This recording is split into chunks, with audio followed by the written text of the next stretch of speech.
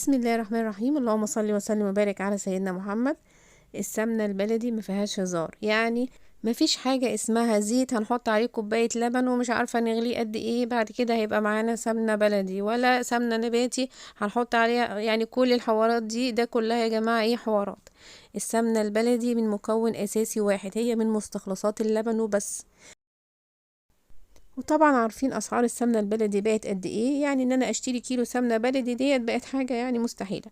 فهنعملها من قشطه اللبن، وهتطلع معانا جميله وسمنه بلدي طبيعيه وريحتها تجنن، وهتستخدميها في الحلويات ومش هتستغني عنها.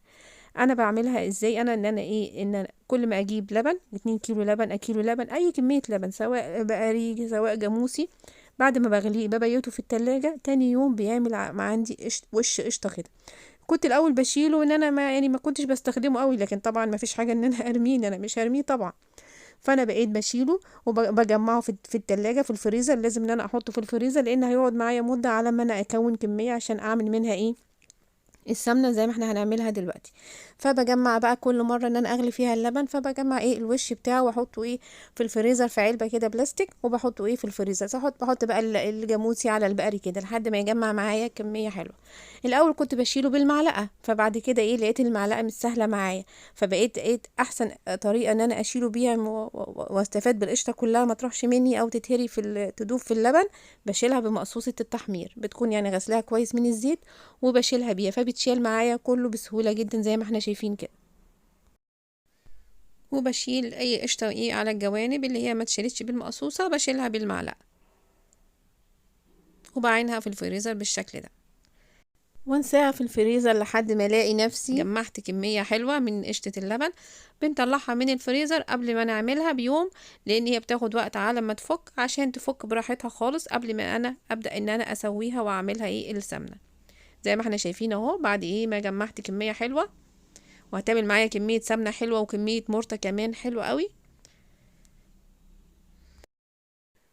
هنا القشطة بعد ما فكيت ما طلعتها من الفريزر وبدأت تفك، شايفين طبعا هنا القشطة في منها اصفر، قشطة صفرة شوية وقشطة بيضة، لان انا ايه جمعت قشطة اللبن البقري هي اللي لونها اصفر شوية، فمفيش مشكلة ان انا اجمع ايه نوعين على بعض. لازم الحلة اللي انا هعمل فيها اللي هسوي فيها القشطة لازم تكون حلة ألمونيوم وتكون تقيلة، يكون سمكها تقيل عشان ما تتحرقش مني القشطة. رغم ان انا هفضل اقلب فيها باستمرار على طول، بس لازم الحلة تكون سمكها تقيل. هبدأ افضي كمية القشطة بتاعتي بعد ما فكت خالص وبقت طرية كده، هفضيها كلها في الحلة. وكمان لازم الحلة اللي هعمل فيها تكون حلة عالية، يعني ما تكونش حلة قد يعني ايه حجمها صغير قد كمية القشطة بالظبط. لازم ان هي تكون عالية لان القشطة هتفور مني، فايه ما تكبش خالص، يعني هي تكب مني وتعلى وتفور وتكب على البوتاجاز. رغم ان انا هكون موطيه النار، بس بيحصل مرحله كده اللبن بيفور، فلازم نعمل حسابي ان الحله تكون عميقه ويكون القشطه جايه تقريبا في نص الحله. بعد ما حطينا الكميه بتاعتنا كلها في الحله هنبدا نولع عليها على النار.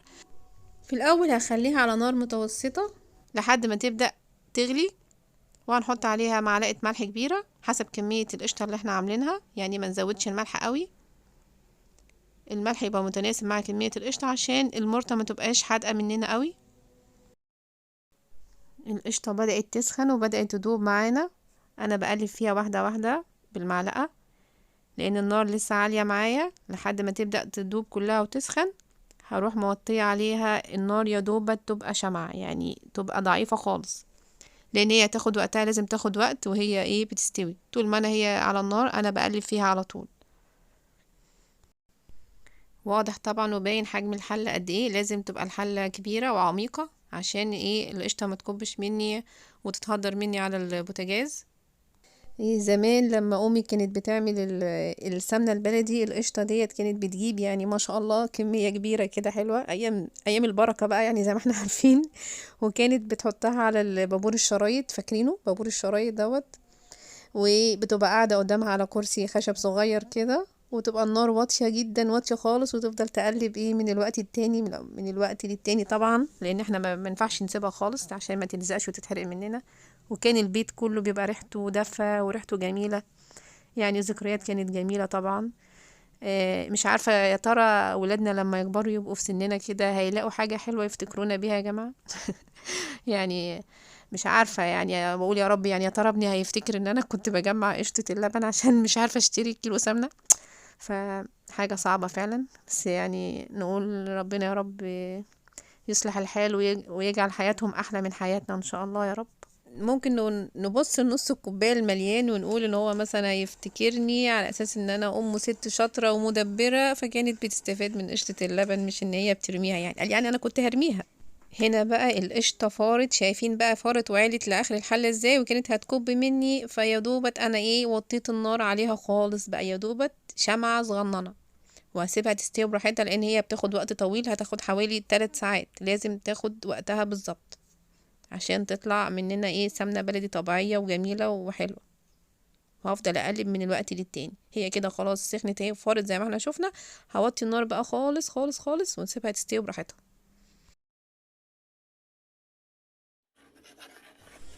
طول ما هي على النار انا بقلب، ولازم وانا بقلب احرك المعلقة في قعر الحلة من تحت عشان المرطة ما تلزقش وتتحرق. سامعين طبعا المعلقة بحركها في الحلة ازاي من تحت كده.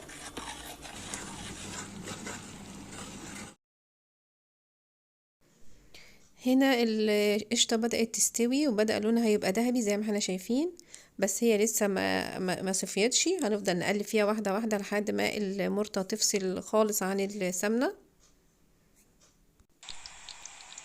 هنا بعد ما عدى عليها شوية كمان بدأت السمنة تبان، وشايفين طبعا كمية المرطة قد ايه.